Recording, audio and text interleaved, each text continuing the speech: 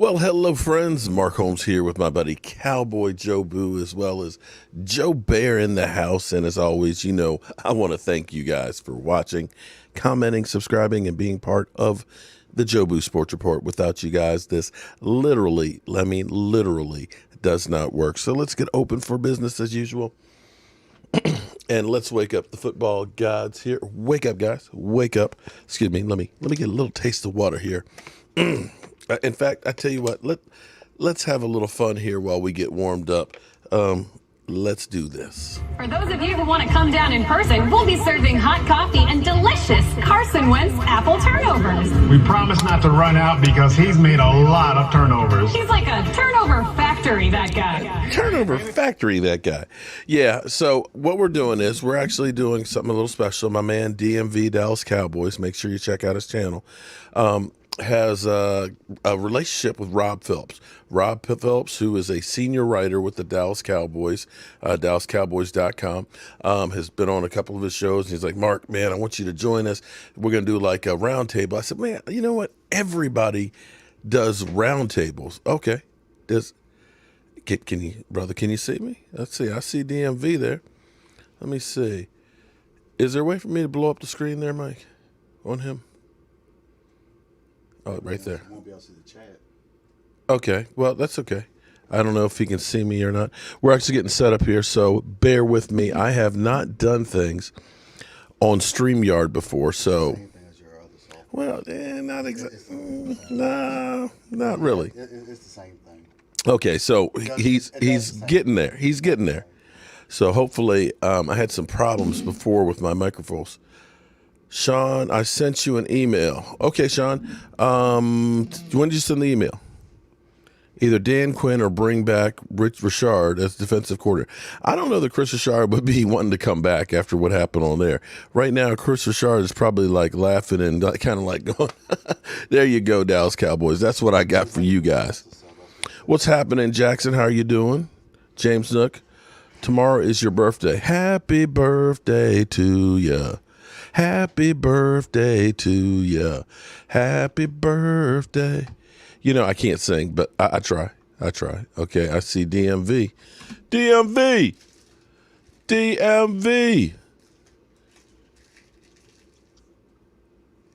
Okay, I see me on the screen with DMV. I think I see Rob Phillips. Now, the question is, can I hear them? Can they hear me? Okay. What's going on, Mark? What's going on, Rob? How you guys doing today? What's happening? How are you doing, Rob? Doing good. Okay. Oh, great. I heard that. So hold up. Let me flip over here, guys. Okay. Okay, hold on. Let me turn my volume down on my laptop. What's going on, Rob? How you guys doing? Sorry about that. Okay. It's doing good. Okay. All right, so I got to make a grand introduction for you guys because you guys don't know each other, but you're bigger in the Cowboys community than most are. All right, so Rob, not this guy. this is my guy, Mark Holmes. Mark is how many subscribers do you have on YouTube so far? About 30,000 or something? Closing in on 35,000. Okay, closing in on 35,000. So Mark is like the godfather of YouTube when it comes to this Cowboy stuff. He was actually the guy who told us Dak Prescott was going to be our quarterback for the future, and he's been a Dak whisperer so far. And Mark, this is Rob Phillips, senior staff writer for the Dallas Cowboys. The greatest brand franchise in the land. Greatest and biggest. Don't forget about the biggest now. Absolutely. And I've actually been chatting with Rob for quite some time when I was doing podcasts, and he kind of liked the podcast, and I tried to talk him into it a couple of years ago, but we couldn't quite get everything to match up, but now everything seems to match up, and I'm adding Elton in as we speak, guys. Okay. And so, that's the introduction, guys. All right, Sean. Appreciate it. Mm-hmm. There we Okay, go. What's so, up, Elton? How you doing, man? Got my guy Elton in here. What's going on, Elton? Needs no introduction because Elton has been here. I told him to come out in his best Cowboys gear possible, and he showed up with the hat. Elton, you were there a couple of weeks ago, right? Yeah, for the Spence fight. Okay, and you went to a Cowboys game this year. You went to the Browns game, right? Falcons. The Falcons. Okay, yeah, he was at that one. All right, so cool. We got everybody here, man, and really, we just had the big time introduction. And really, I just kind of want to get you guys' thoughts on. Actually, you know what? I'm going to let Mark grill Rob a little bit because Mark had a couple of questions for Rob. Well, Rob, I know you don't know who I am. Of course, I've been following you at DallasCowboys.com for a long, long time and want to know how you get one of those jobs. But no, all seriousness, though. Pure luck, my man. Pure luck. Pure luck, Mark. So with this season being the way that it is it fair to judge the coaching staff on what's happened? I mean, for me, I'm old school. And, like you say, I'm the godfather, which means I'm just old as dirt. I was used to us having 2-a-days with a full padded special teams practice in the middle, 6 weeks, where you literally just kind of pounded and beating on each other and stuff to get ready for a season. To go into a season where now with the collective bargaining agreement of 14 padded practices, no 2-a-days, and this year having virtual reality and changing a defense, is it fair to judge the team on what was accomplished or lack thereof? Yeah, absolutely. I mean, I think I actually wrote about this today. There's only, you can't excuse everything with the pandemic. You can't make the pandemic an excuse for every misstep that you had this season. And so I think there have been some challenges for sure in terms of trying to get the schemes ready. Mm-hmm. That being said, when Jerry Jones comes out last week and said, look, we tried to do too much, that's partly on him. He took ownership of that, but also that's Mike McCarthy okaying that with his staff, saying let's try to, make a wholesale change with the defensive scheme. So you can question that. And I feel like a lot of what we're questioning this year is the defensive side of the ball because that's where they've really struggled the most. There's been in-game decisions that Mike McCarthy's had that you scratch your head at, and he's stood by a lot of them, but certain things haven't worked out, whether it's a clock management, whether it's a fake punt, that one still, I'm not still sure about that one. That's the one that kills back. me. So there's a lot of that you can question. You can also point to the personnel side of things and say, look, defensively, I know a lot of people are saying, look, that this is largely the same defense that was kind of middle of the pack last year. And so what happened? But, I don't think they've replaced certain guys when you really look back at it. Byron Jones and even Jeff Heath and Malik Collins and, they're facing a 49ers team this Sunday. Kerry Hyder was just a rotational guy for them. I think he's leading the 49ers in sacks this year. So, there you go. They, from a personnel standpoint too, they can look at that and say some things, the guys they brought in, it didn't work, So there's been a lot of reasons for why it hasn't worked. I think the biggest reason, even though they had a losing record when Dak Prescott got hurt, I think the injuries offensively have prevented them from really being a serious contender in the division. If they had Dak and they had a couple linemen healthy, I think they'd still have a lot to play for. Right now, it's going to take a miracle to get in. 50-1 odds, I think it is right now. Is that what it is? Wow. Yeah, I mean, I saw 1% chance in the New York Times. They did mathematics. Yeah, I mean, Washington would have to lose all three. We'd have to win all three. I want to beat the Eagles. I want to beat the Giants. We could beat the 49ers, but Washington. Here's where I kind of question.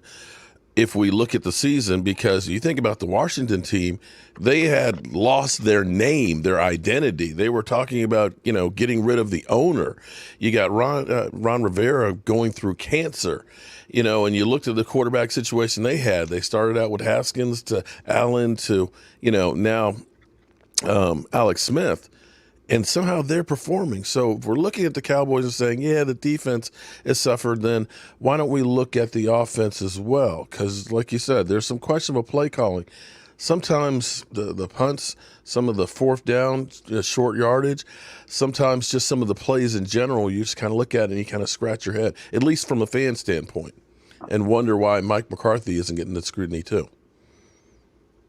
No, that's fair, and I think I think he's taken some scrutiny. I'm a little surprised by it, but there's been speculation this week about his job status. The Joneses have come out and squashed all that.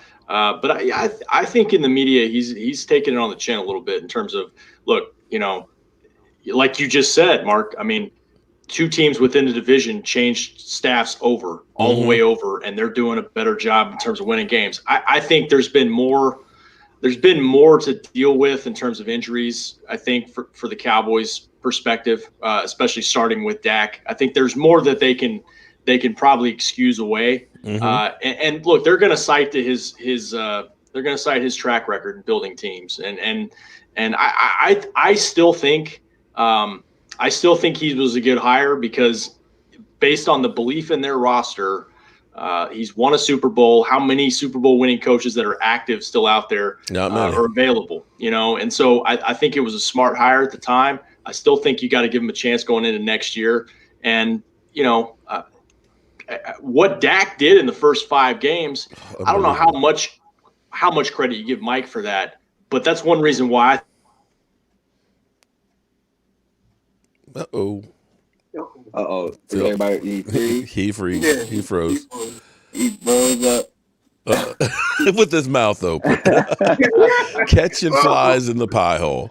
No, I love his response on that, though. But, and I would love to, there's some questions you want to ask, but you can't ask because he's too close to the Jones family. But I want to know how the mood was at the Star after the Cowboys lost that Sunday night game. This Sunday, of course, which should have been a Sunday night game.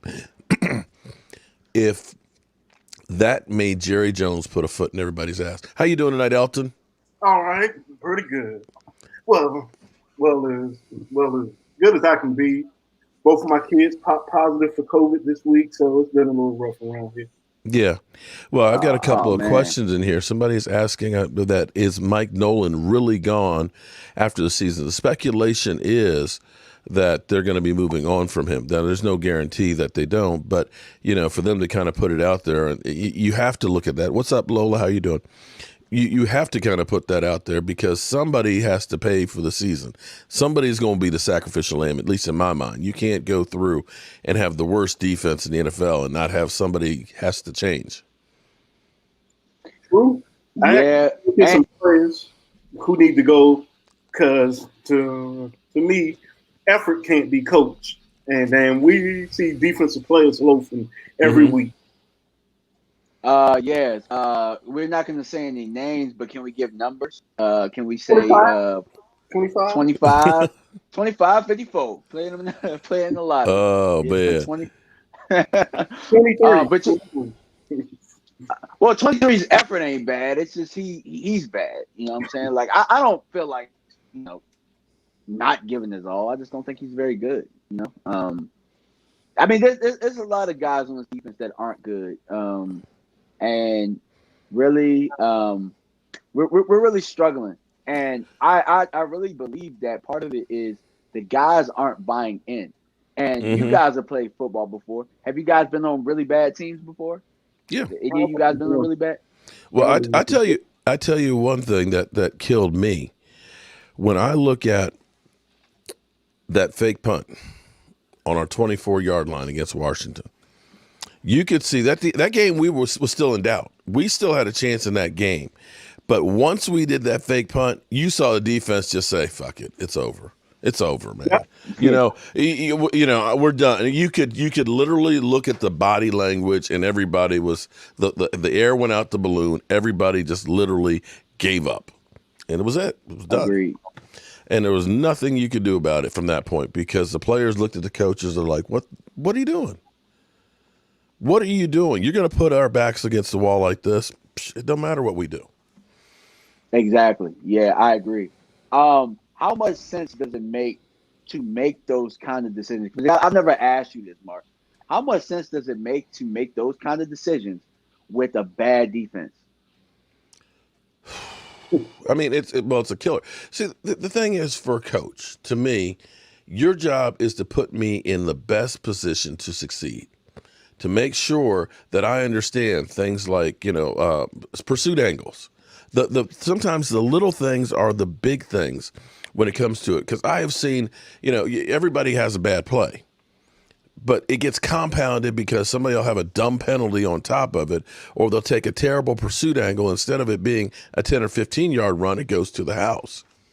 You know, did you see Jalen Smith do the spin move away from the ball carrier?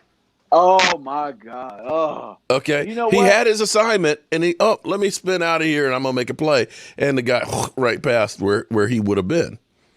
Yeah, I don't think that I've seen such a. I don't know if that's necessarily selfish or really. I think Jalen's having a really hard time taking on blocks this year. Yeah, he's having a really tough wants to time know if he getting thinks all blocks. Yeah. Go ahead. Sorry. I'm sorry. Wizzo wants to know if you think we have a chance of beating the 49ers. I'd say we definitely got a chance of beating the 49ers. 49ers are in the same position we are. They've definitely underperformed. You know, you look at their quarterback situation, their offense is not real good, which is good to help our defense. And, yeah. I mean, we're both bad teams right now. But, of course, we got a chance. You telling me we got a shot? You telling me we have a chance? I'm telling you, we got a chance. We got a chance. I mean, it's the NFL. Everybody's got a chance these days. I mean, this year is just like no year. That's why I was asking Rob. I was like, Rob, so is it safe to say that, you know, maybe the reason why Mike McCarthy is taking so many chances is because he says we just can't compete because they've got better personnel and we need an advantage or a spark, and that's why we're going to try and do a fake punt down here. They won't think that we're this stupid. We might catch them sleeping. We get a big first down, and all of a sudden we get some momentum and win the game. I mean, that process is there. So the question is, if you had Dak Prescott that was there and you have the offense that's moving the ball, would you be taking those same chances because you don't really need to? We kind of did take those chances with that. Well, that's true. Yeah, well, actually we did because our defense was so bad, and people, you know, still go through. It still drives me crazy because people still go through and say, Dak's a garbage quarterback. We were 1-3 with Dak, you know, before he got hurt. Well, actually, it was 2-5 because I could look at that Giant game and say, you know, he did most of the lifting in that game. But regardless, But they'll say, you know, if we go ahead and get one of these quarterbacks in the first round and we save that money and we spend it on the defense, and I'm kind of like, show me one place that the Cowboys have spent on free agents that has been actually worth it. I'll ask you, I'll even go one further. Show me where they're spending money in free agency, period. Because people save all this money. A lot of guys, a lot of people, not even guys, but guys, gals, a lot of fans have been saying, oh, we can use that money to go get some defensive players. Well, we just have money now. We just had money. We had a whole bunch of it, and we did jack squat with it. What did we do with the money? All this money we had, we let Byron walk. Yeah. We didn't. I'll tell you where all the money went. It went into franchising Dak when you could have signed him to a deal, and you could have cut yourself a lot more relief. You could have signed to a deal 2 years ago and saved a whole lot. Absolutely. If you cut him a deal 2 years ago, we have a boatload of money today. So, I mean, at this point, I gotta ask: are they really financially responsible at this point? Yeah, we know that they're great businessmen, but like Elton has said, me and Elton have talked about this quite a bit. They don't negotiate contracts well. Everything goes down to the last minute. They go through the media. You know what's so funny about franchise tag. Yeah. I tell you what's so funny about them negotiating. How many times, and everybody, we had Rob Phillips, and he had a problem on his end. Hopefully he'll be able to get back in. He literally froze up, and hopefully he'll be coming back. If not, you got us. But you notice how the Cowboys always tell people, you know, we don't pay. There he is. Actually, I'm glad Rob's back. Rob, there you go. He's back. Okay. There we go. Rob, I'm glad you're back, man. I was enjoying the conversation and everything with you, and you froze up, and it was like, damn, we lost you. So we were talking about the negotiating skills, and I understand you work for work for DallasCowboys.com. I don't want to get you in trouble or anything like that. But the negotiating power of the Dallas Cowboys, is it me or are they the worst negotiators in the NFL? Can you hear us? Worst negotiator in the NFL. Damn. Why is that? Why do you think that? You know how many times we've heard them say, we're not going to reset the market with Zeke Elliott, right? We're not going to pay a whole lot of money to him. Zeke Elliott holds out, comes back in after being Cabo in bad shape and everything, and still gets what he wants. Wouldn't we have been better off of signing him, originally got it done, with D-Law? Well, D-Law, we thought we had a deal for $19 million and everything else. D-Law says, hey, I'm not going to, I'm not signing Jack, and I'm not going to get my shoulder worked on until I get a long-term deal. He sits out, basically ruins his last year because, he can't work out with the team. And here it is with Dak Prescott. We're sitting here still kind of dicking around that with the contract had they got done a couple of years ago could have been under 30. Right now you would say he's a bargain like he has been his whole career. So I just kind of wonder about the negotiating skills. Can we go back to Des Bryant's negotiation too? Because that was really bad at the time.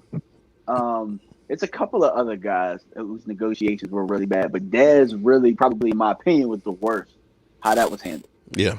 But that just got ugly, though, all the way around. It just, and I'm not going to say it was the Joneses family, but, when you started hearing stuff about there's a tape out there that might be 10 times worse than Ray Rice's and stuff, that never came to fruition. Nobody ever said, I'm sorry, my bad. You had the article about the police had come to his house 6 times and things like that. So it was like he was literally trashed and told he was worthless, and then they paid him. Yeah. So Rob, what are your thoughts on that? Just curious. Yeah. I hear what you're saying because I think especially with the Zeke deal and with the D-Law deal, at the end of the day, it's somewhat market value. I don't think Zeke's deal is as bad as you think. If you look deeper in it, you're not on the hook for major sums of money as the contract goes along. True. Not saying he won't be there through the end of it. We'll see what happens there. The Dak thing, they're taking a lot of heat for that one. And I do think it would have been much better to get him done sooner because had they done that, maybe you bring back a Byron Jones because you can kind of spread out that hit. They weren't able to. I think they're probably taking more criticism than what is deserved, though, just because they've had offers on the table and Dak has chosen not to go that route. Everything I've heard and everything that's been said publicly is more about the length of the deal than anything. Right. But if it just comes to 1 year, to me, there's got to be more involved in terms of guarantees or something of that nature. But the Cowboys have been actively trying to sign him. I think to some extent Dak's wanted to bet on himself, and he's kind of talked about that a little bit too. And it's worked out for him. And he's going to get paid regardless, whether $38 million on the franchise tag or whether he's getting whatever he would get per year on a new deal. It looks like he's won that negotiation and he's made himself a lot of money. So I can't argue with that one there. I wish they'd have gotten that one done sooner. I think eventually they'll get it done, but I don't know when, and I don't know what it's going to look like. But they need to get it done because if you're still trying to compete, trying to go with a young quarterback, rookie quarterback, and I don't know how you don't look at that as a rebuild. They need to get Dak back in the building and try to go win that way.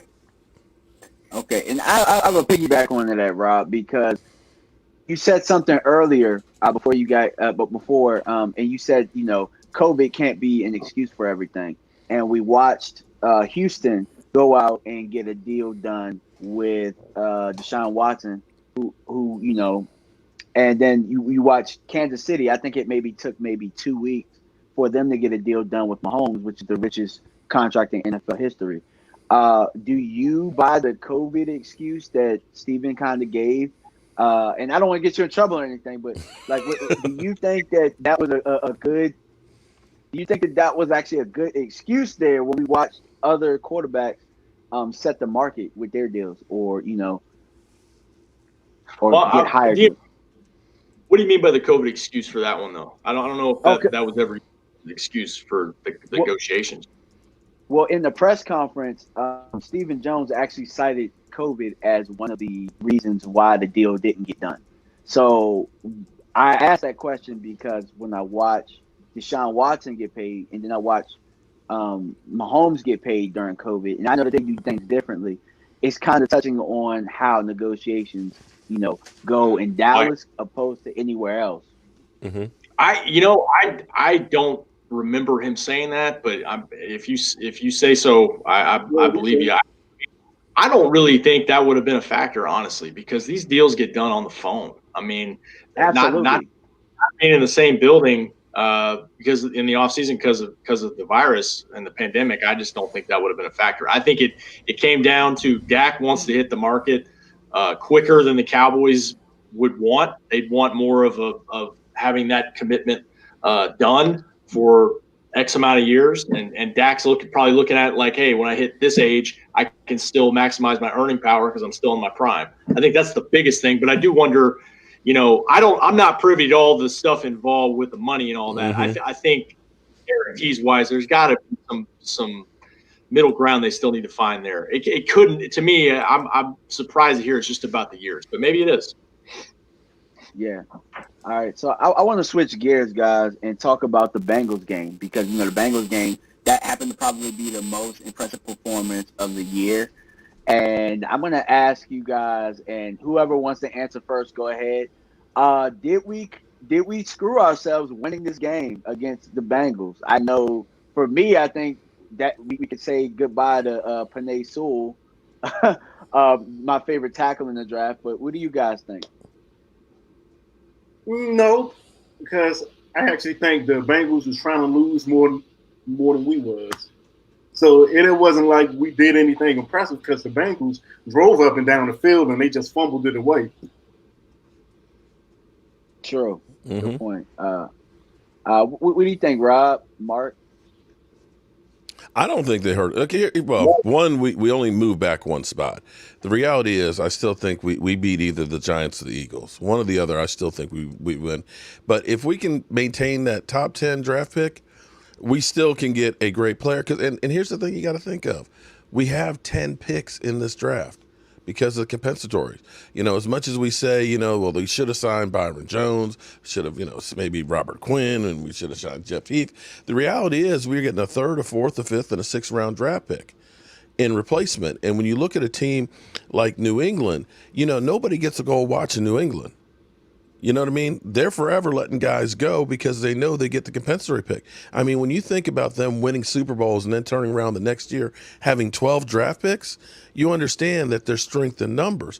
And for us, if it's a top 10 pick, well, that second round pick is moving up in the top 10 of the second round. And you think about where we've been drafting and getting guys like CeeDee Lamb, we can still get ourselves 3 or 4 really good guys. We got 4 picks in the top 100. So whether it's a third, a fifth, a seventh, and eighth, we're not winning the division. We're not going to be the 19th pick. We'll be somewhere around the top 10. I don't think it hurt us any. In fact, and I don't mean to talk too long, I think getting a couple of wins and trying to get some momentum going the offseason would actually be more beneficial for the psyche of the players. Because if you go through and you just look like ass all the way out, it's kind of like, man, I don't want to go back to that. But if you finish up on a high note, you beat the Eagles and things, you're feeling good. You're like, yeah, man, we can do this. And you get that much more psyched and you get ready, in that off season, man, Dak is beginning to work out. We're going to be over at his house, working out on the field and everything else. You start getting excited and ready to play, and that can be an advantage going forward. Yeah, I think there's something to that. Mike McCarthy's talked about that during the week, that his first year in Green Bay, they actually carried over some of that stuff. Look, I know that he built a program with Hall of Fame quarterbacks, but you get Dak back healthy, he's pretty good. I tend to side with Mark there because I think it's not going to take much to lose out on this division. So you're going to wind up with a pretty high pick either way. The same debate, it's such a tough debate for fans because – look, I'm like a Mavs fan here in Dallas, and a couple years ago when the Mavs were terrible and they'd win a game they weren't supposed to win, I'm like, in the moment, I'm like, hey, man, way to go. And then I'm thinking, oh, how does that hurt us in the lottery with the ping pong ball? So I get it for fans, but could you imagine this week how miserable this week would have been if coming off that miserable performance defensively against Baltimore, then you lose to Cincinnati, lose a 2-win team, and then you feel like there's no hope of progress at all. So Right. I do think there's something to building and trying to build in, especially for Mike McCarthy in his first year. That he needs to stack as many wins as he can, to help the player buy in. Yeah, I actually I'm going to agree with you guys. At first, I was mad, but then I thought about it. You know how hard it is to win an NFL game, and you got a lot of young guys on this roster that are fighting for position for next year, and they're actually fighting to make their footprint in this league. So anytime that you can go out there and you can compete, I mean, I've always said I want them to really go out there and compete and just try and win as many games as possible. And you might by design lose, but at the end of the day, you have your pride intact and you get better by competing and just trying to, win. So, and I think it's the perfect segue because, I did, do my research on Rob's news today. So based on what you tweeted earlier, Trayvon Diggs, Anthony Brown, Donovan Wilson were expected to be limited participants in practice. Do you know if they did practice or not? Yeah, I think. Well, they didn't have because Cheeto and Trayvon were technically on reserve list today, and they got taken off today. I don't think they were. Well, Cheeto doesn't count because he's healthy. He doesn't have an injury. He's off COVID-19, so that's reserve list. So that's not a factor. Trayvon Diggs is not on the injury report because he's still on IR. He's got the practice window for 3 weeks. And but he was out there when I was out there doing the pool report for everybody. So that sounds encouraging. The only 3 guys that didn't practice today were Zeke and a couple of DBs. Deontay Burton's got a shoulder injury, and Rashard Robinson's got a knee injury. So those 3 did not practice, but I think Zeke's going to try to give it a go once again. I think the calf thing's bothering him some, but while they're still mathematically in it, I think he's going to try to give it a shot. But to your point, they're getting healthier in the secondary. So, meanwhile, San Francisco's a little banged up in their wide receiver core. Yeah. So maybe that's an advantage. Maybe there's something you could point to with the Cowboys. They got an advantage Sunday. Yeah, and so that the people on that list, like Trayvon, trying to really work his way back, lets me know that they haven't really, canceled plans for the season, because I was for sure, that we wouldn't see him the rest of the year. And the fact that he's, rehabbing and trying to get back lets me know that they're really still trying to win this thing, which I find commendable. And one more thing, DMV, on that, like to Mark's point, I think because I was with you, Trayvon, I wasn't sure about him. I wasn't sure about Biotish, because if you're out of it or you're close to out of it, if they're not 100%, do you bring them back? But I think that's a perfect world type scenario for those 2 guys, 2 rookies, that give them as many reps as you can. And while you're trying to win these games, and because they're playing well when they're healthy, and that can only serve them well going forward, because I think they look at both guys as probably long-term starters. Yeah, absolutely. That's kind of the great thing that we've got guys that are playing that normally wouldn't sniff the field.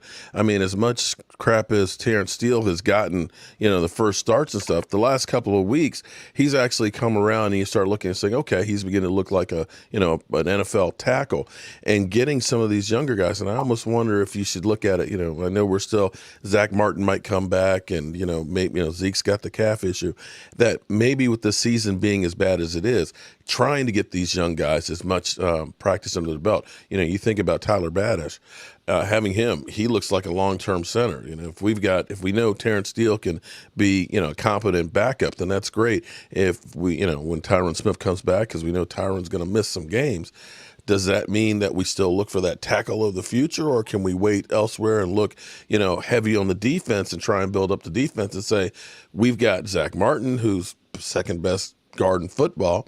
You get a Lyle Collins, a Tyron Smith, you got a Joe Looney who can play guard and center and stuff. Maybe you look at it and say, maybe we roll the dice one more year, or we draft an offensive lineman later in the draft than the first round, and really try and get that defense. I mean, the defense is that redheaded stepchild that they never really focus on, that defensive tackle and those damn safeties.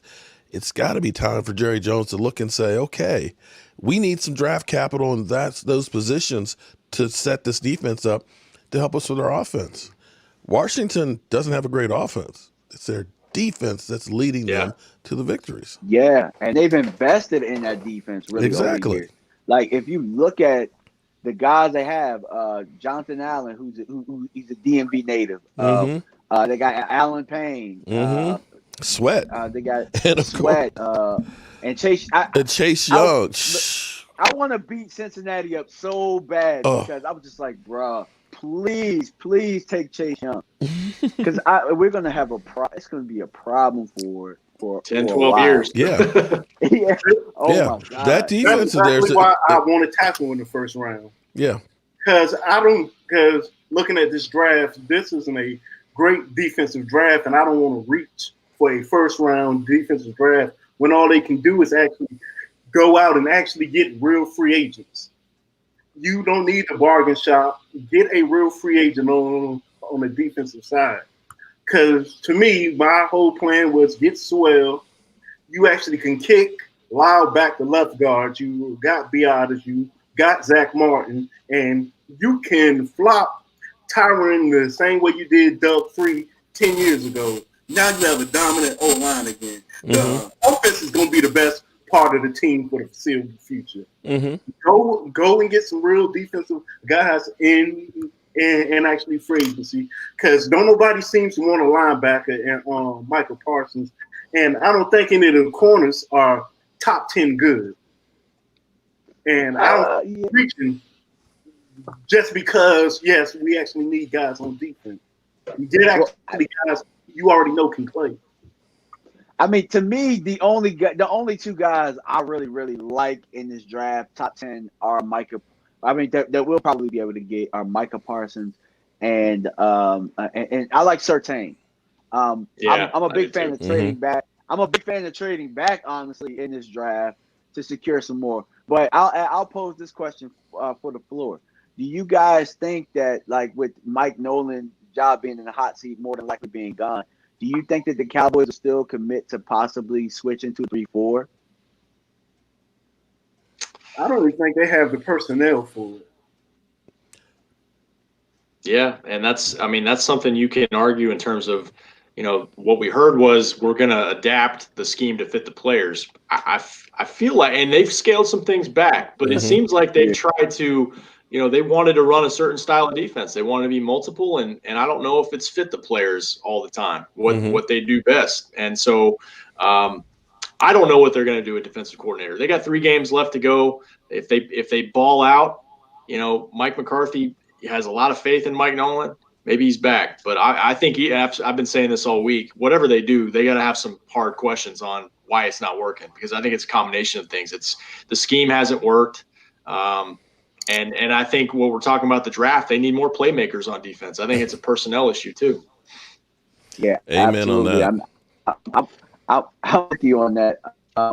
So, Mark, I'll ask you this question: do you still think that we need that big fat guy in the middle?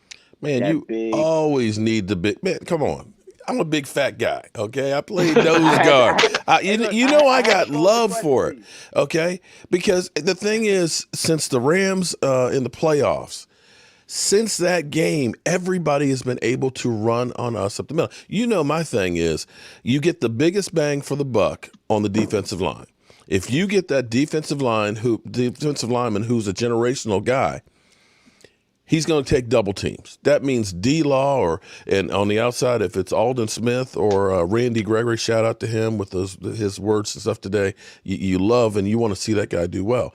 If you got that guy in the middle who's requiring you to get double teams and can put pressure on the quarterback up the middle, quarterbacks don't like to be, when they see a guy at their knees, they get scared. And the walls start closing in. And by taking up those double teams, that makes Jalen Smith and Van Der Esch's job easy because they're not having to get the guards on them. They're not having to shed the blocks. But for whatever reason, the Cowboys always love edge rushers. They'll get a cornerback or the linebacker. But I'm telling you, it's the big, fat nasties that make the difference. And the thing about it was, remember years ago when I said, get Calais Campbell? People said, well, he only gets 7 or 8 sacks a season. I said, but yeah, from defensive end, defensive tackle, you don't understand. That's not their role. Their role is to make it easy for everybody else. If you've got a defensive lineman that's getting upfield within 2 seconds, that quarterback's got to get rid of the ball. My cornerback's job is easier. My safety's job is easier. My quarterback is looking right there. He's not finding people. My linebackers can scrape. They can make those moves. And we've got to get the big, fat nasties up in the middle.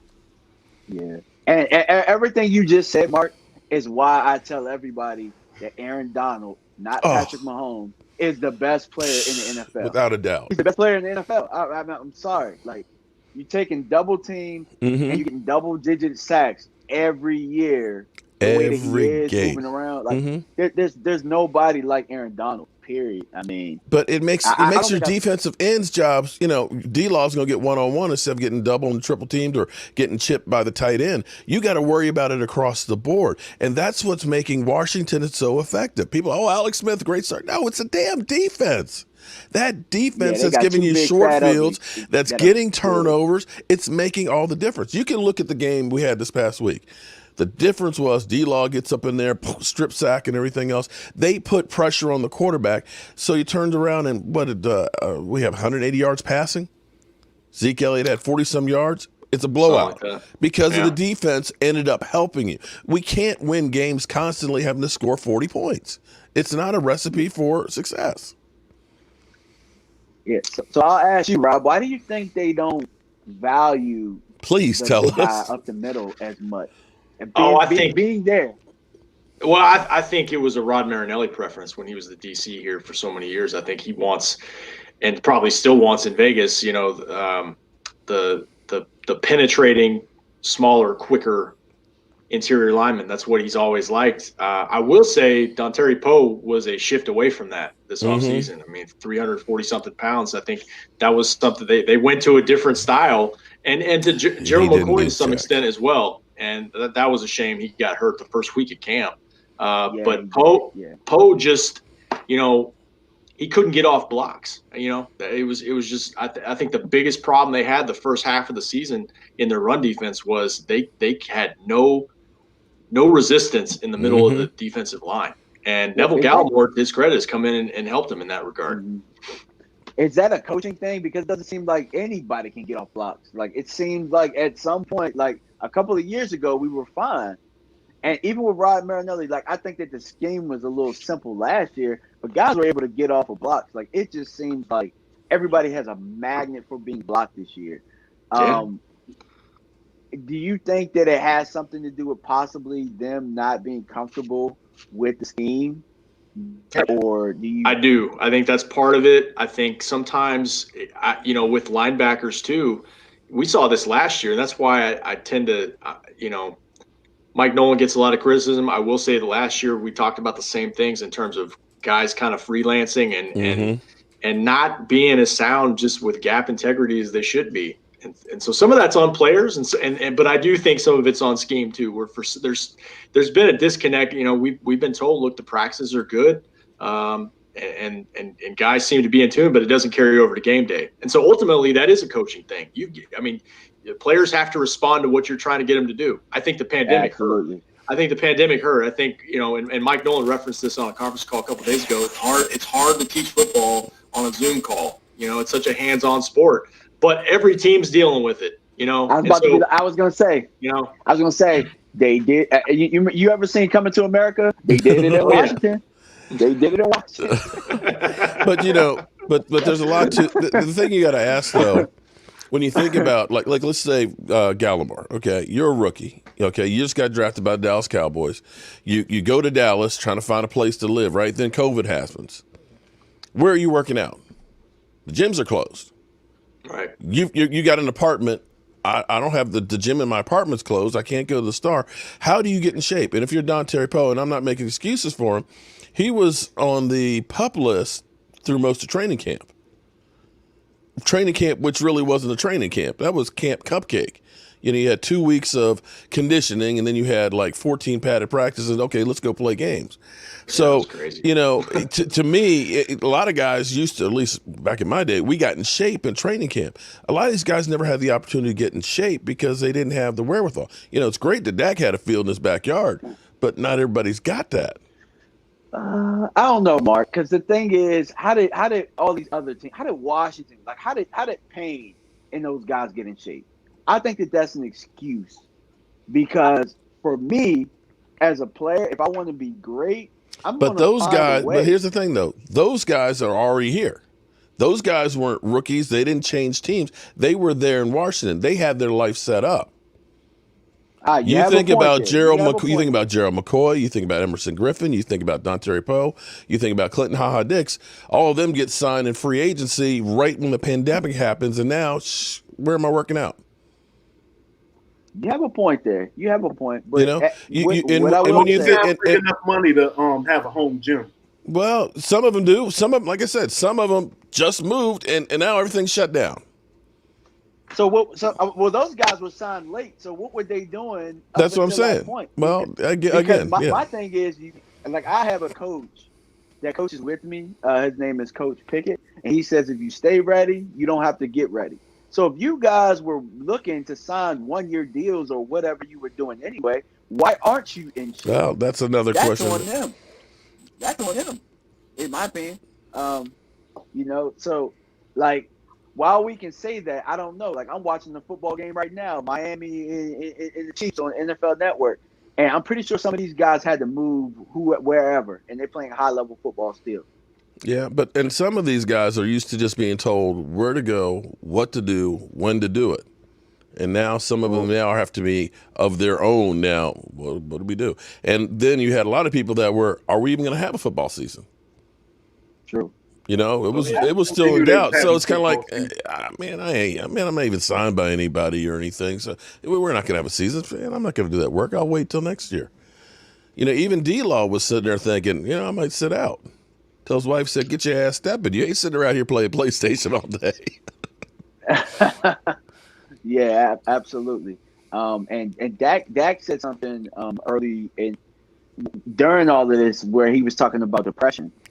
And I thought that was pretty deep because I dealt with some of that myself where I didn't want to go outside and I didn't want to work out and that type of thing. So that is real, whether people want to agree to it or not, But at some point, man, like if this is your profession, I mean, and you look at this on a contract, you have to. I mean, it's just part. What do you think, Rob? You look like you want to chime in. Oh well, yeah. No, I actually got to jump off here in a minute here, but I would say, I think at this level, guys have personal trainers, guys have routines, guys have people they work out with in the offseason that they trust, in the state of the circumstances of the world in the offseason. And I don't think conditioning was a factor for most of the guys they brought in.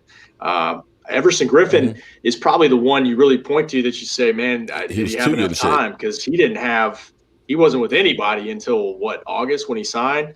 But with Poe, that was, according to Jerry Jones, in terms of weight and stuff, that was a conditioning issue for him. And so for whatever reason, I don't know, but he signed in March or April, one of the two. So he should have had time to get ready, and he wasn't ready. And that hurts, man, because that, to Mark's point, I mean, I think they were really looking for that, big piece in the middle of the defensive line to help your linebackers, free them up to go, chase and make plays. It just didn't happen. Well, I have a question for you, Rob, because I'm not privy to this, so I don't know this. Like, before they sign you, don't they run you through physicals and stuff like that, or is that after they sign you? Yeah, you gotta pass a physical. Now, God, man, March and April feels like 2 years ago. But I want to say, I don't know. I don't think you could have guys in the building back then, so I think it had to be, a virtual type deal. Like in June. Yeah, something. Yeah. But everybody's got to pass physical before they're signed or before a trade gets done, for sure. Yeah, because my question is, didn't they know he was 340 back then when they signed him to the 1-year Walmart deal? I like to say Walmart deal. That's a new one. Okay. But I would hope so. Yeah, exactly. So I that's where I like when Jerry says things like that. Like, it's really hard for me to take that because they knew he was 340. But again, like you said, with the pandemic, we don't know how in depth the physicals and stuff were because they were able to catch some things in not Earl Thomas. Who was the safety from the Chiefs that they tried to bring in last year? Eric Berry. Mm-hmm. Yeah, kind of for a look-see, just kind of see where he's at. Well, I mean, but there's a difference between signing a guy that, you sign a guy in March and April, and then you don't see him again until August. So, it comes down to, what are you doing with your time? So I don't know what happened there. I just know that when he got on the field, it wasn't what they hoped for, and that happened for a couple different guys, Griffin and Darryl Worley, and they just moved on. And I give credit to the young guys that have stepped in, man. You look at Donovan Wilson, you look at Randy Gregory, you look at Neville Gallimore, and that is, it's a lost season in a lot of ways, but building for next year, those guys are all going to be part of your foundation, I think, going forward. So that's good. And don't forget Tristan Hill too. He Tristan Hill flashes early in the season. He's just got to stop that gator roll. Yeah, he looked pretty good. He looked pretty strong. He was coming along, really. I would love to see Tristan Hill with the Canadian Bulldozer, maybe possibly another, a big fat guy, and have those guys rotate. I think that we could have something special with those edge rushers if Alden Smith is able to come back. Randy looks good, so I think that we could build the formula. I think we'd be all right, man. I really do. Moving forward, it's just, are we going to have the defensive coordinator here that's going to have the guys buy in? Because I think that we have some pieces. We don't have all of them, but we have some. Rob, you said you had to get off, man. I got to jump off, but I appreciate you guys. Mark, Elton, DMV, appreciate it as always. Y'all keep the faith, man. Keep the faith. Got 3 more games. I guess it's not over, but if and when it's over with this race, there is, help's going to be on the way in 2021. Some guys will be healthy and hopefully it's a better run than this year for sure. And before he goes, make sure everybody follows my man, Rob Phillips, man. He's putting in that hard work at the Star and stuff, man. Great read with DallasCowboys.com. Appreciate being able to sit here and talk with you. Hopefully I can do it again in the future with you, Rob, because I definitely want to pick your brains. Absolutely, man. It was a pleasure, Mark. Take care, guys. All right. I appreciate it. You guys, Mark and Elton, you guys going to stay on for a little bit, right? Yeah, we're going to go on. Right. I want to get through a couple of questions if it's okay with you guys. Shout out to everybody. I know we didn't answer a whole lot of questions and things, but we only had so much time with Rob Phillips from DallasCowboys.com. Putting in some great work, got some great knowledge and answers and stuff from him. I was afraid that when he got off that it was Jerry Jones calling it saying, get your ass off of there. That damn Cowboy Joe Boo. Rob, if you want to keep your job, buddy. Because it was like, ooh, it was you know that look. It's like, that's a look when your wife caught you doing something. It's like, but Cut that Wi-Fi right now. Right. Okay. He's off there. No, but Rob had some great answers and stuff in there. I was worried, with him being that close, he's got to be careful that he holds up the brand. So he has to kind of skirt a line where he can't say too much and so on. So it's kind of fun to try and see how close you can push yourself on some of the questions and things. But I was going to ask him one other thing, and this is a crazy thing. I'm going to ask you two guys, am I crazy? Well, I am crazy. I got a voodoo doll that's up here. If I'm the Dallas Cowboys and I look at this right now, let's say we finish in 4th place like we're sitting right now. We know we got a cake schedule in comparison next year. We play the NFC South, okay? New Orleans has got to blow the thing up. Drew Brees probably isn't coming back. They're $80-some million over the cap. Atlanta stinks, okay? Tampa Bay, is Tom Brady coming back, and is Tampa Bay really that great of a team? I don't think so. And you've got Carolina, okay? And then we play AFC West. The Raiders, are you really scared of the Raiders? I mean, they're getting better. They're getting better, but you're not looking at them saying they're a juggernaut, right? Denver, again, they need another quarterback. Surprise, surprise. San Diego, garbage. Right? Of course, Kansas City. They're getting better, too. Kansas City, okay. Y'all just play close games every week, so you're never going to blow them out. Right, but think about this, though. They have a young quarterback that's pretty solid, and he's probably only going to get better. So think about that schedule right now. Right now, you look at Kansas City is the cream of the crop. Yeah, they are. And then you're going to have 2 games that probably be the 49ers and maybe like the Lions because you're 4th place. Are you kidding me? Think about that. That's your schedule for next year. And, of course, the NFC East. Okay, now Yeah, that's look. not to say that some of these teams that are in the basement this year are, going to exchange and so forth. So you don't know what you don't know.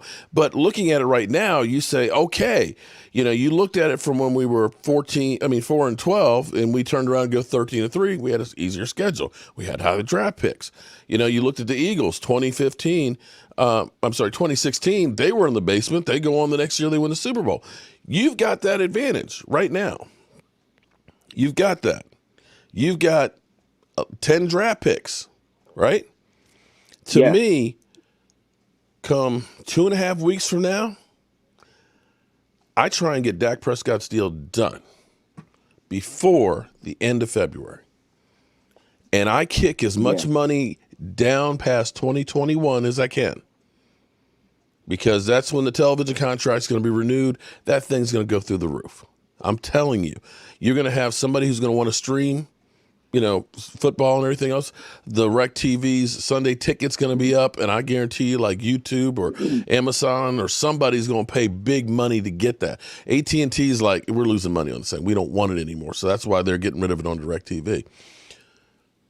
You do that, they're talking about the salary cap maybe being around 195 now. It's not going to be down to 175. You roll over the money you have right now. You get Dak done. You get his number, so it's about $20 million. You got about $35 million to work with. You go out there and you find one lights out free agent that makes your Thank you. Yes. that makes your defense instantly better. One lights out defense. Don't bargain basement shop. Don't go for the Dontari Pose. Or the guys that are get me somebody in their prime. Pay the guy that is going to play lights out. And then you go through this draft and you start fixing that defense.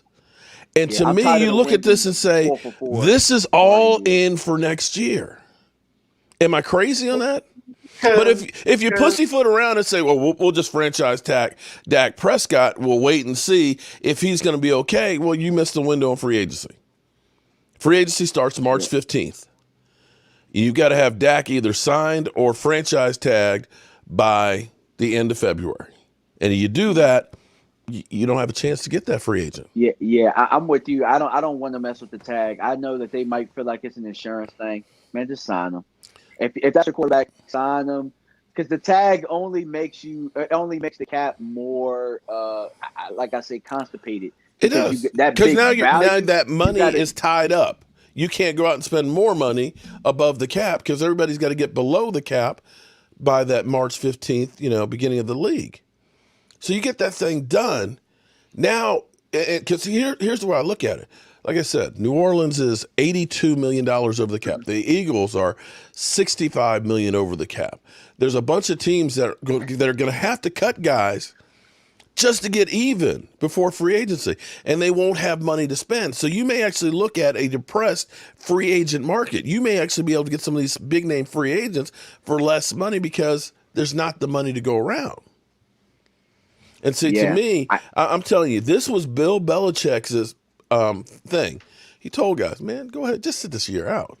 Because they got cap relief, okay, from those guys that sat out, those 9 players. They got the higher draft picks and everything else, and now they got money to spend. They can go out. Bill Belichick's going to go out here and bargain basement shop and find the players that fit his stuff. You watch. New England will be back next year. Yep, because here's the thing with that. Actually, 195, the fall of rollovers, the Cowboys are $45 million under the cap. And if it hit the basement at 175, they are $28.3 million under the cap. Mm-hmm. That doesn't even think about, all right, we're going to come to Zeke and say, we actually need a little relief. Tyron, hey, you was getting up there. We need a little relief. Collins. So they can make more cap room, but franchising Dak is just, we are in the same position again. Why? And you keep all that speculation, although maybe that's what they like. They like being able to have. They do. The other thing I wanted to ask Rob too was, what was the temperature of the room after the Cowboys changed that game? I mean, after that game got moved, or did I ask that? Did I ask that? No. Because did that all of a sudden piss off Jerry Jones and, kind of put into motion all these things where now we're looking at Mike Nolan, where, Mike McCarthy's telling the players that effort seems to be an issue. It seemed like all of a sudden we heard a whole lot of things after that. Jerry Jones kind of, cleaned it up. Oh, no, it's just the way it is. No, this is the first time you've lost a Sunday night game, a primetime game. Ever. They told you we'd rather see the Browns and the Giants than the Dallas Cowboys. And to me, that had to literally hurt it to the soul. I mean, to the soul. I mean, damn, And you know what? Thank you, NFL. Good for you. Thank you. I really applaud you for that. Because you know Right what on. that means? Maybe we got to make some damn football decisions instead of brand decisions. Because at the end of the day, we know what it is in Dallas. Everything is thought brand first, football second.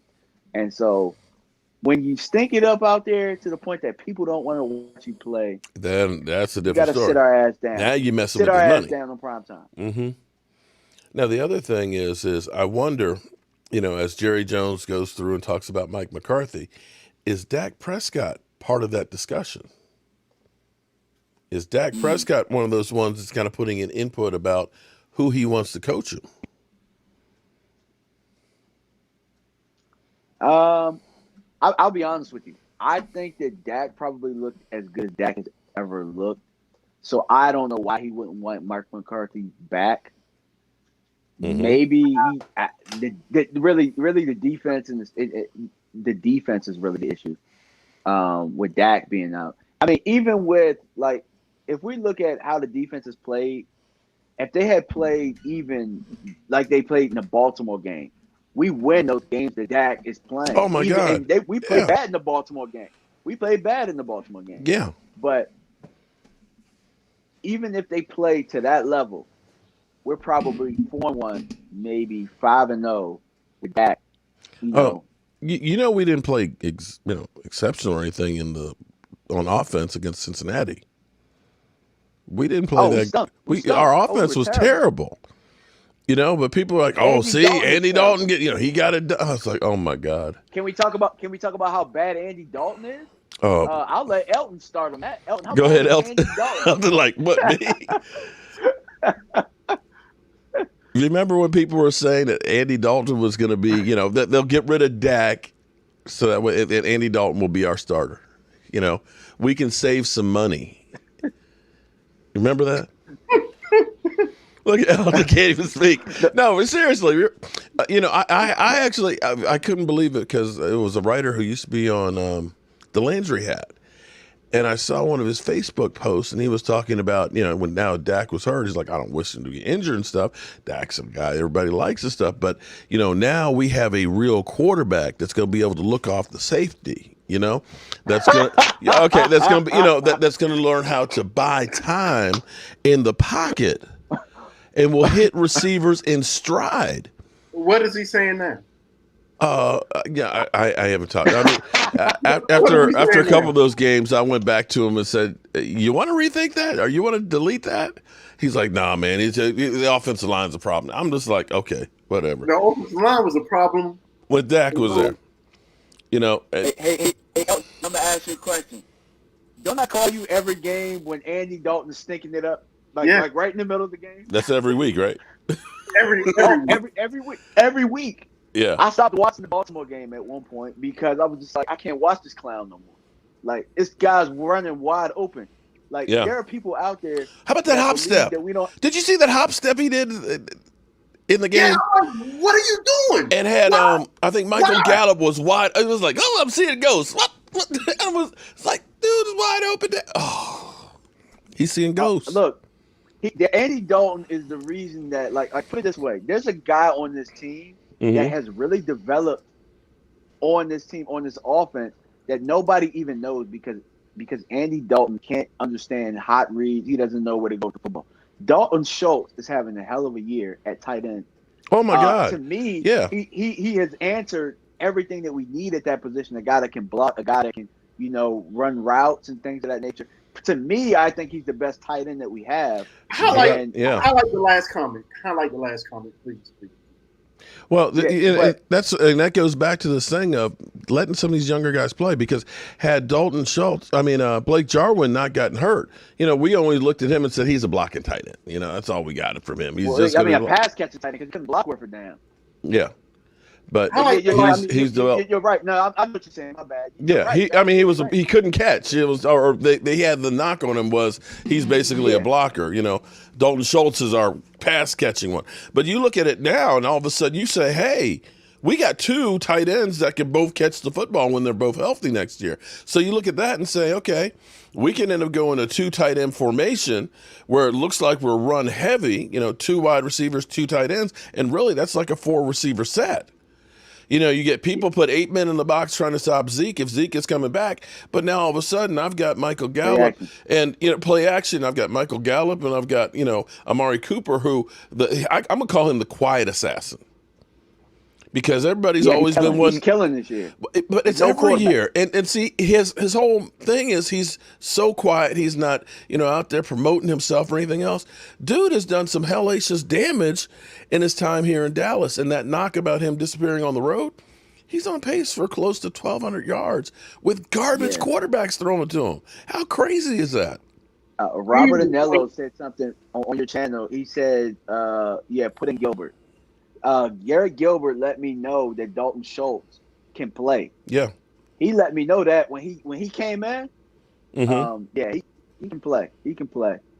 Not to cut you off. I didn't mean to cut you off. Oh no, man. I talk so much, you got to cut me off, man. I've got diarrhea of the mouth, and I was like, I don't want to talk too much, and Rob's looking like he's going to sleep over there while I'm trying to answer a question because I'm long-winded and stuff. But that's the thing that you look at this, and that's where I was saying, like Terrence Steele.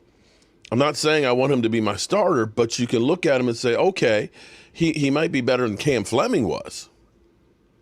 Remember we signed Cam Fleming from New England, and he had to step in a few times. Yeah.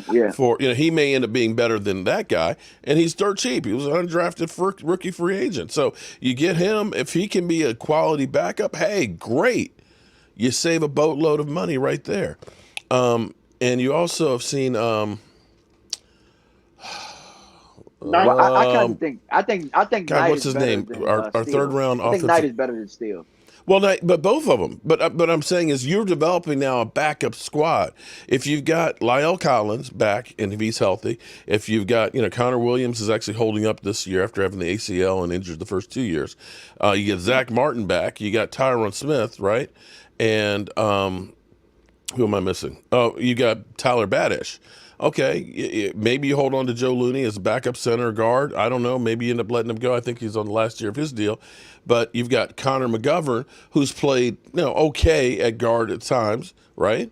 So you got him for a backup. Mm-hmm. You've got Terrence Steele. You've got Cam Irving as well for backup tackles.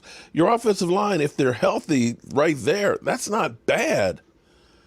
At all. The problem is you've got 5 starters that are gone, basically, from what you started at the beginning of the year. So, and even with that starting offensive line, if you have Dak, a guy who can buy time in the pocket and things, and is a threat on the outside to run and play action, he will make that offensive line better too. In fact, I think he makes everybody better. You can look at the numbers, Zeke, since Dak's gone down, his numbers from the first half of the season, which weren't great to start with, have gone down almost half a yard per carry on average. So that having Dak is going to elevate everybody else on that team. They're going to look a lot better having him behind there than Andy Dalton. Yeah, absolutely. Let's, one thing that I wanted to touch on that I think that if we probably drop this game against the 49ers, I think we should go out and try and win it. I think that we should give Garrett Gilbert the rest of the games to start at quarterback, in my opinion. I agree. Because I'm not re-signing Andy Dalton. What do I don't need. I need to find who's going to be my backup.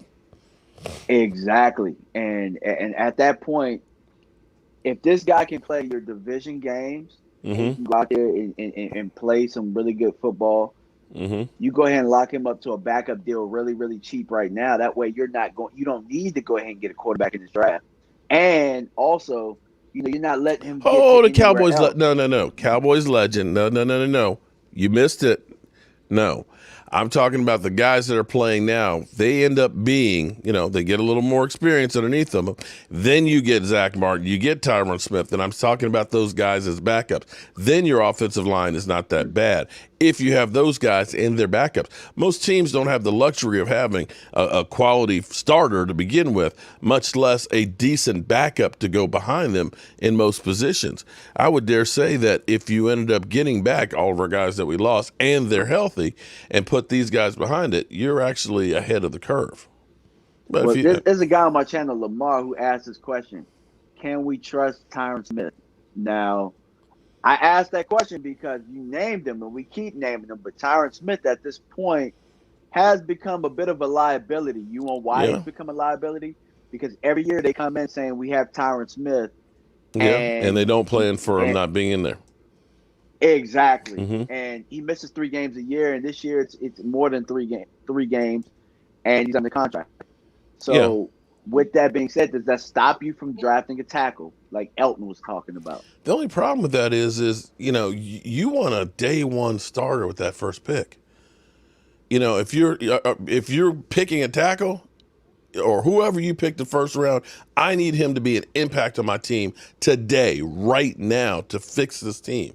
And if you're drafting an offensive tackle with that first pick, he's got to be a starter.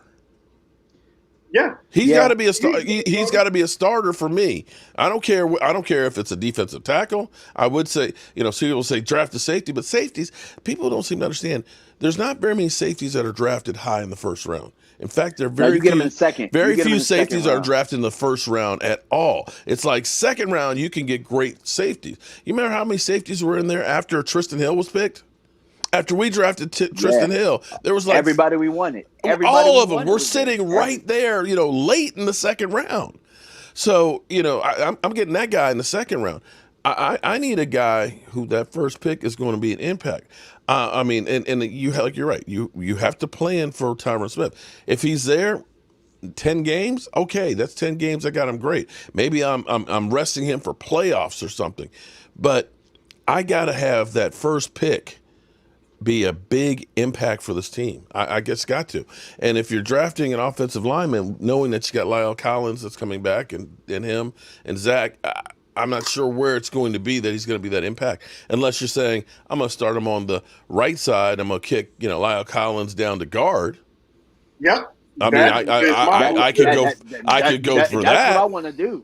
I could go for that. If you look at Lyle Collins with a hip injury, him actually moving to a guard is better than him being out at tackle. But then that makes Connor Williams a backup. Okay. Bye. Yeah, absolutely. All right, cool. That make a great backup. He would be one of the best backups in the league. With Cowboys legend says his belief is there's too many needs on this team to sign Dak Prescott and keep a belief that we're contending them.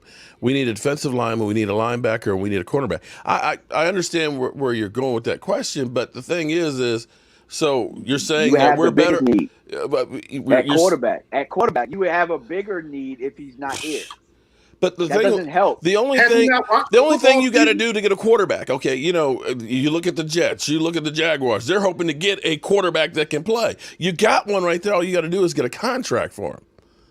And this whole belief that you can't sign, how you can play games with the cap. You can maneuver money any which way you wanted to, because back when think about Pat Mahomes and all that, Kansas City started off the offseason with $5 million under the cap in the red. They started that out, and they signed all their guys. And not only Mahomes, their tight end, they paid him they they got everybody worked out. So don't tell me this stuff, well, you can't sign Dak because you won't have any money. No, man, that's bullshit, okay? It is complete bullshit. You can sign it. And the thing is, so you get a defense together, and then we got Andy Dalton for a quarterback. Yeah, that's a recipe for winning football. Come on, man. The Chiefs had a check that bounced, and they still signed their quarterback for $400 million. Right. But the thing is, again, you got a quarterback, so now I can, instead of trying, let's get a first-round quarterback. Okay, then that's a position else on the team that you can't fill.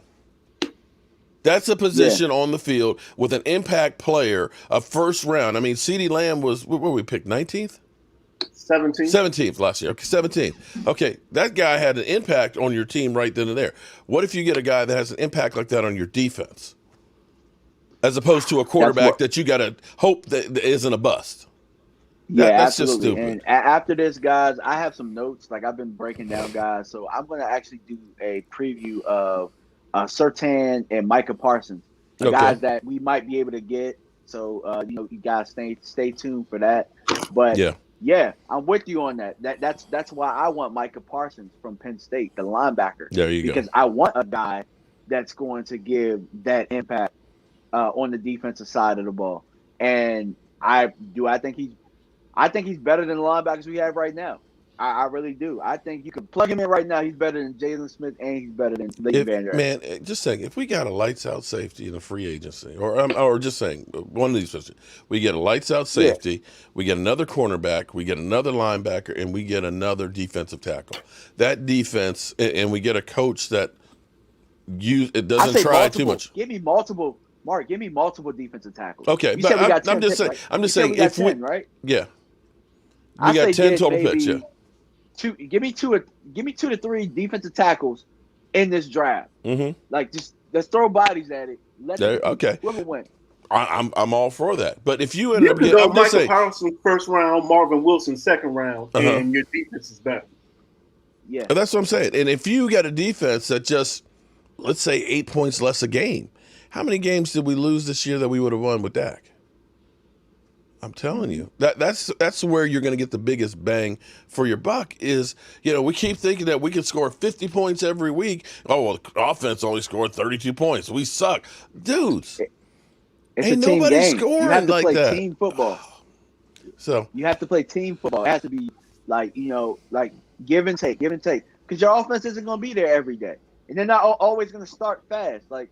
We've gotten to the point where we're dependent on the offense having to start fast because the defense can't drop their nuts early in the game and say, and you'd have to take more chances. So, but the Cowboys legend, you're my boy and all that. We've had our disagreements, but understand this.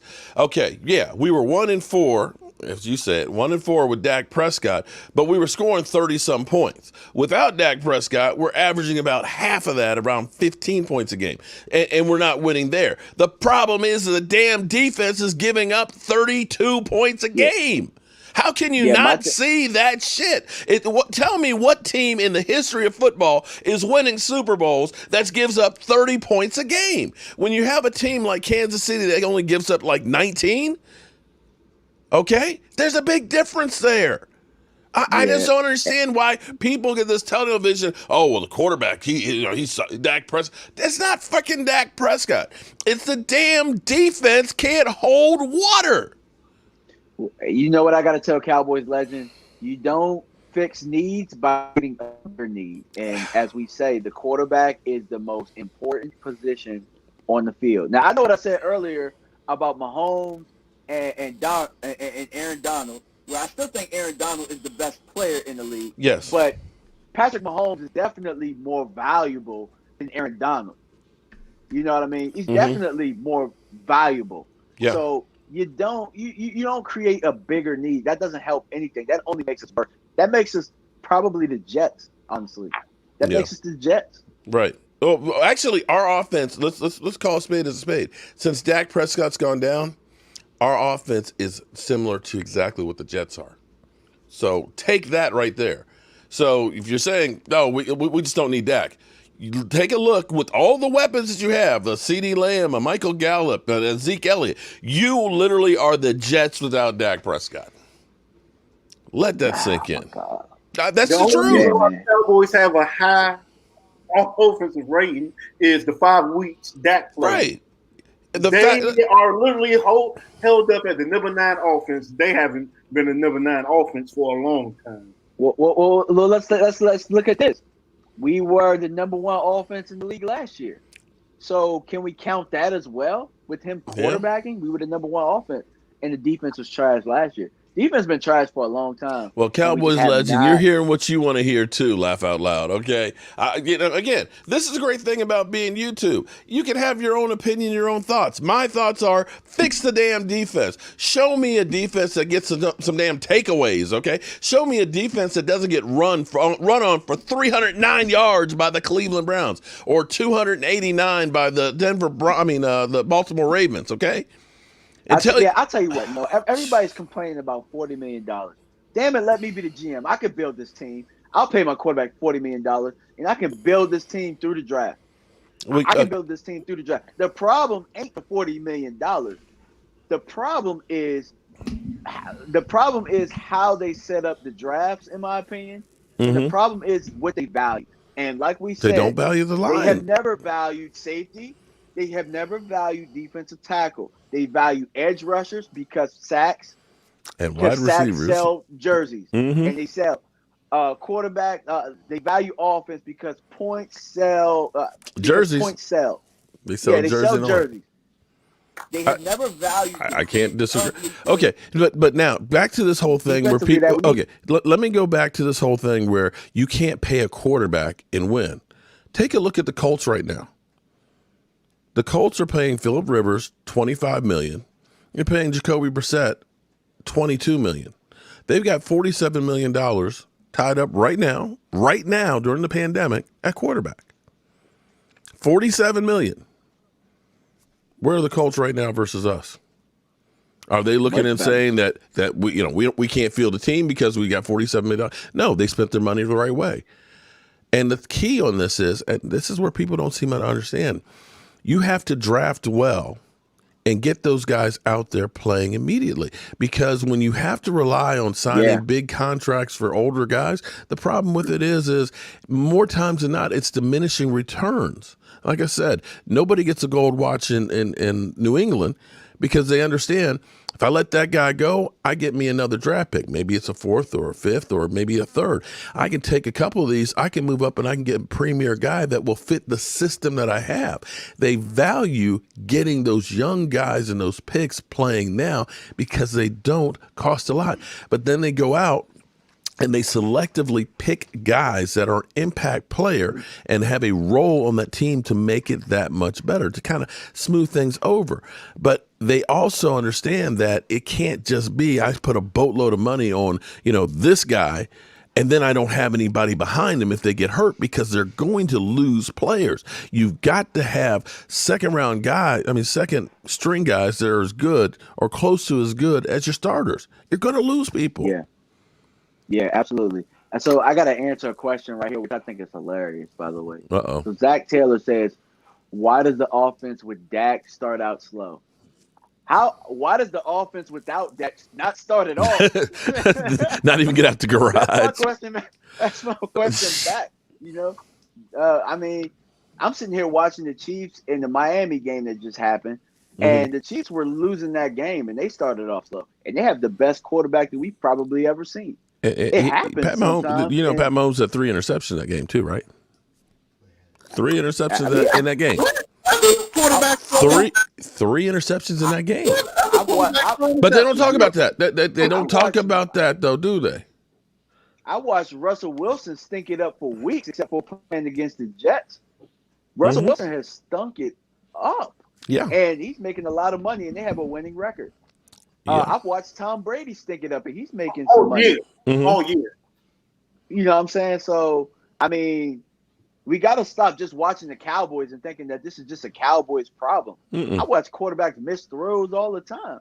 Oh, well, ours is Mike. And see, this is part of the. Carson Wentz play football? Oh, Carson Wentz. Have you watched Carson Wentz play football? Woo! Well, I watched Hurts go out there and get a W. I watched that. Eagles fan. Yeah, baby. Eagles troll. You know what I'm saying? So, yes.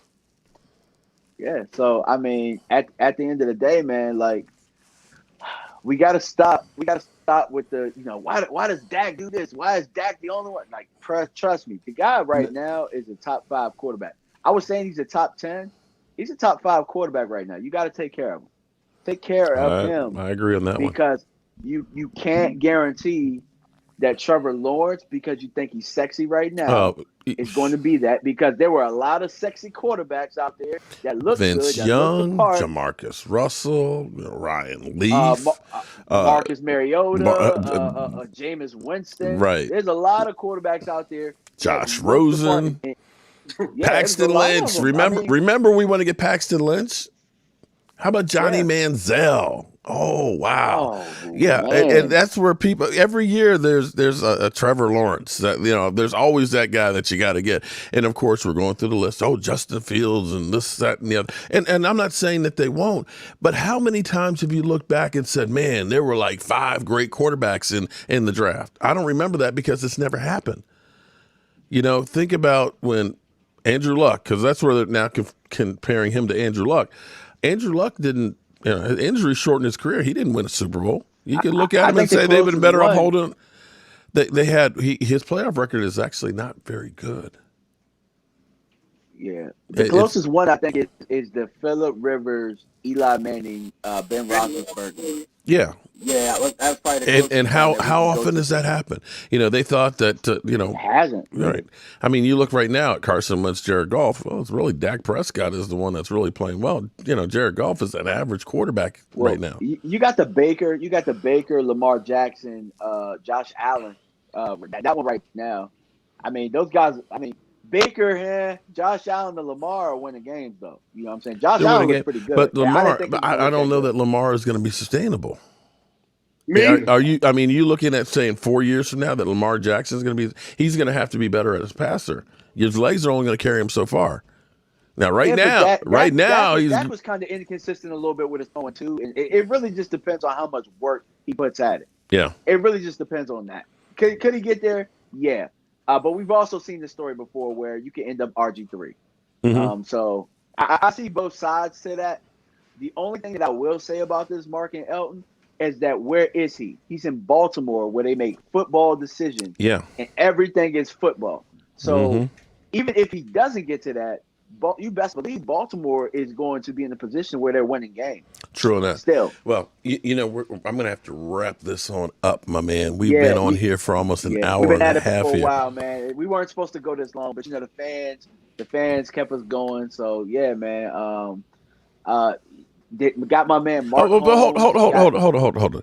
See, there's the Cowboys legend. I don't want to argue with you and all that, but you say we need major help in the trenches. I agree with that. I agree 100%. So how is it moving on from Dak Prescott helps that situation? It doesn't. Listen. If you're in a position, if we're a top 5 pick, and somebody says we want to go with one of these quarterbacks, I'm moving back and I'm taking care of my holes on my in the trenches. Yeah. Otherwise, if you're saying let Dak go, I got to find some way to get a quarterback out there that's capable. Unless you're believing that Andy Dalton is going to, turn back the hands of time and be, competent, or that Double G is going to be your quarterback. I mean, come on. And I actually want to see. That's just false. So Will McClay didn't find Dak. No, they got lucky. Because they wanted some bum ass quarterbacks before him. Paxton Lynch. There's only one person in that war room that actually liked Dak, and he's the OC of the Giants. Let's just tell the truth. I wanted him. I was there at the draft in Chicago. Draft Dak, please. Dak. Yeah. Now, actually, should Dak want out? Yes. Mm-hmm. Yes, Dak. Yeah. Yes, Dak should want out of here. Yeah. I would. I'll be honest, man. Yeah, sometimes I feel cursed as a fan. So I would be honest with y'all, and look, I can be honest with y'all, Cowboy faithful. If my son was the quarterback of the Dallas Cowboys, and he gets treated the way he does by you guys and by the organization, I'm gonna tell his ass to walk. Walk any day of the week. There you go. All right. So let me go ahead and end on everybody. I appreciate everybody who's come in on my channel here. Make sure you check out my man DMV, because DMV was introduced to me about 4 years or stuff ago, because they said my man knows more about breaking down the draft and everything else. See, I'm not one of those draftologists. I'll put it point blank. I'm that guy that will talk to. I come up with theories and things and plays where the Cowboys should go.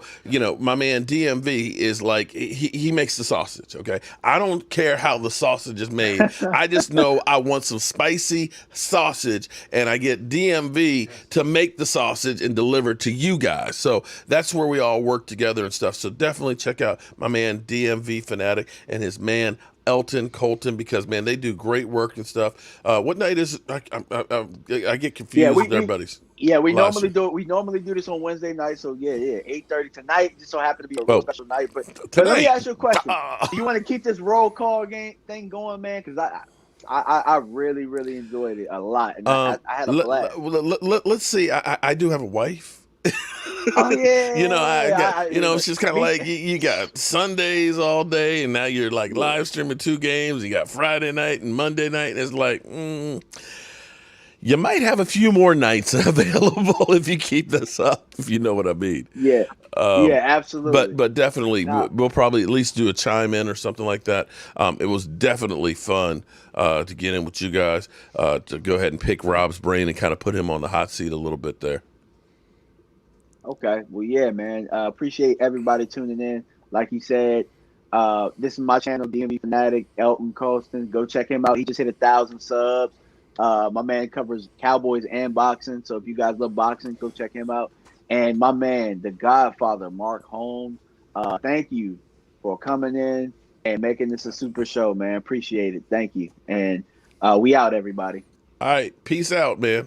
Man, that was fun. I appreciate everybody coming on through here. And like I said, this is not my usual night and stuff, but we're going to get ready to turn out the lights because this party is over. The party's over. Good stuff, everybody. They Good say stuff. that all good things must end. Call it a night. The party's over. And tomorrow and next year.